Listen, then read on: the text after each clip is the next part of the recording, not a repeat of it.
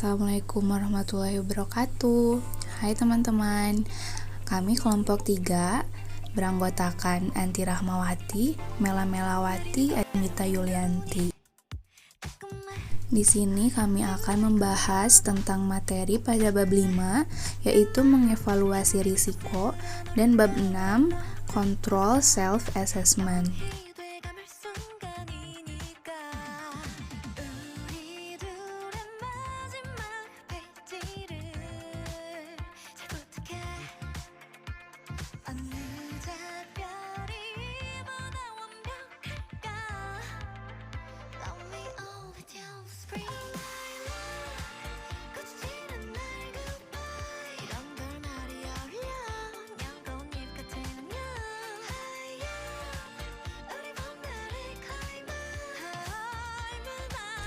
Bab 5. Mengevaluasi risiko.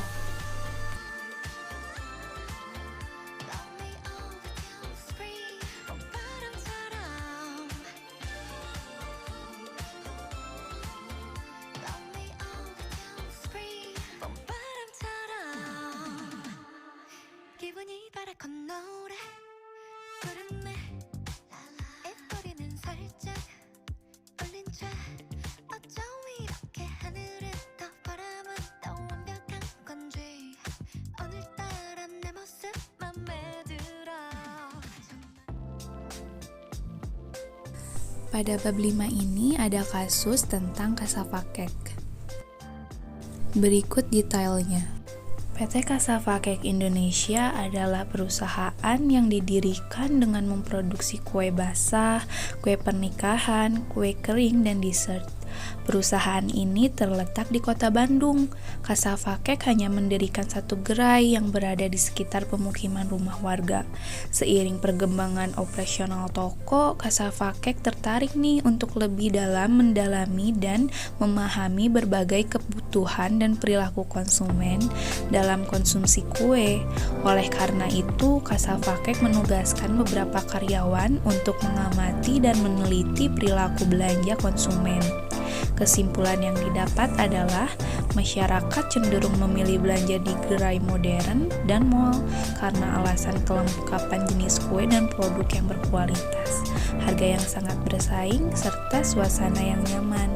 Nah, dengan pengetahuan tersebut, akhirnya Kasavakek melangkah maju nih dengan mengembangkan bisnis toko di pusat kota dan mall. Tidak hanya menyediakan kue-kue produksi sendiri, Kasavakek juga bekerja sama dengan UMKM pengusaha kecil untuk menjual produk mereka di gerai Kasavakek sebagai oleh-oleh khas Bandung. Konsep seperti ini digunakan oleh Kasavakek mendapat sambutan yang sangat besar dari masyarakat. Bukan hanya masyarakat Bandung, tetapi wisatawan dari Indonesia dan luar negeri. Kini Kasavakek memiliki lebih dari 200 gerai yang tersebar di wilayah Jawa Barat dan DKI Jakarta. Selanjutnya yaitu pusat distribusi Kasavakek. Sistem distribusi Kasavakek menggunakan teknologi informasi yang canggih, sehingga memungkinkan Kasavakek menjalankan distribusi yang andal, canggih, dan efisien. Didukung dengan sumber daya manusia yang ahli di bidangnya, distribusi barang ke seluruh gerai dapat dilayani dengan baik, hingga pusat distribusi Kasavakek menjadi salah satu yang terbaik di Indonesia.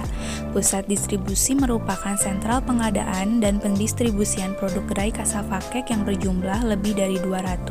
Saat ini Kasavakek memiliki lebih 10 pusat distribusi di Bandung, Jakarta, Bekasi, Cimahi, Tangerang, Garut, Tasikmalaya, dan Cianjur.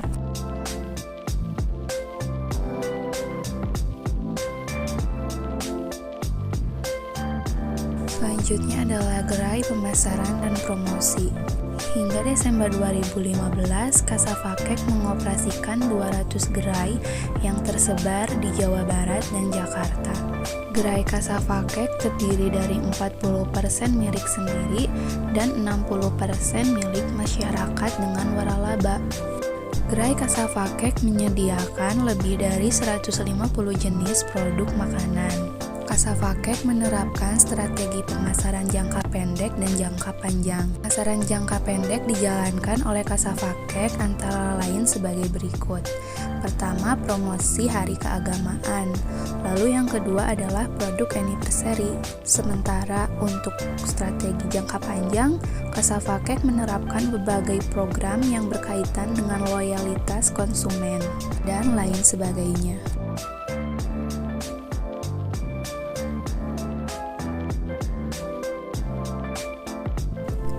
1. Identifikasi risiko yang ada pada Kasavakek. Menurut kelompok kami, Standar Manajemen Risiko Australia atau New Zealand AS atau NJS 4360 tahun 2004 dan risiko yang digunakan oleh Kasavakek yaitu risk appetite.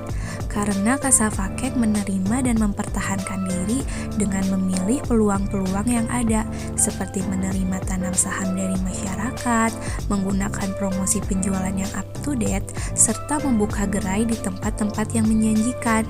Identifikasi risiko.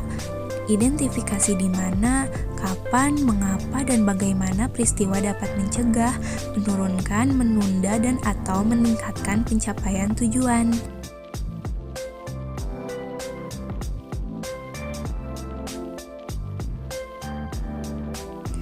2. Lakukan penilaian risiko atas risiko yang telah diidentifikasi. Di mana? Pusat distribusi dengan kota-kota besar seperti Bandung, Jakarta, Bekasi, Cimahi, Tangerang, Bogor, Garut, Tasikmalaya, dan Cianjur sangat meningkatkan penjualan dikarenakan kota-kota tersebut besar dan banyak pengunjungnya dengan tingkat tempat wisata yang tinggi. Kapan? Dengan adanya promosi dengan tanggal-tanggal tertentu, itu sangat membantu meningkatkan penjualan. Selain meningkatkan penjualan, semakin dikenal juga mereknya. Bagaimana?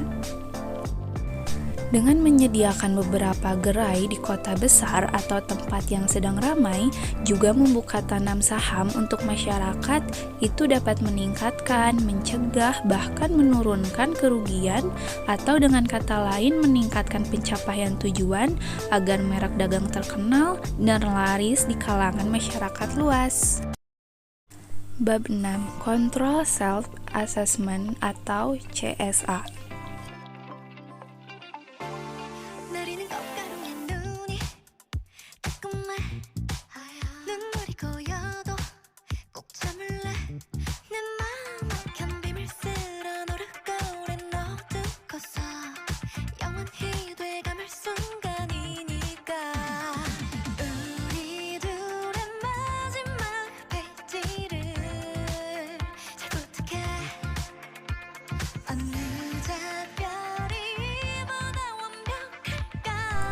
Satu, apakah seluruh organisasi atau perusahaan membutuhkan CSA? CSA dibutuhkan oleh suatu organisasi karena memiliki peran penting dalam menentukan prioritas berdasarkan risiko yang akan dihadapi dalam kegiatan manajemen atau organisasi. Manfaat CSA juga dapat meningkatkan kemampuan para manajemen dan pegawai dalam memetakan tujuan risiko dan pengendalian yang melekat pada proses bisnis, sehingga mereka dapat mengelolanya dengan lebih efektif. 2. Ada 3 pendekatan dalam CSA. Pendekatan mana yang paling baik? Ada 3 pendekatan CSA, yaitu Validated Team Workshop, Questionnaires, dan Manajemen Product Analysis. Lalu, mana yang paling baik? Pendekatan yang paling baik yaitu metode Validated Team Workshop, karena dianggap paling banyak digunakan pada CSA. Jajaran manajemen dan pegawai berperan aktif menilai risiko dan mengevaluasi pengendalian secara objektif dan sistematis. Lalu mereka merumuskan perbaikan yang diperlukan guna memperkuat fungsi pengendalian dalam membantu mencapai tujuan organisasi.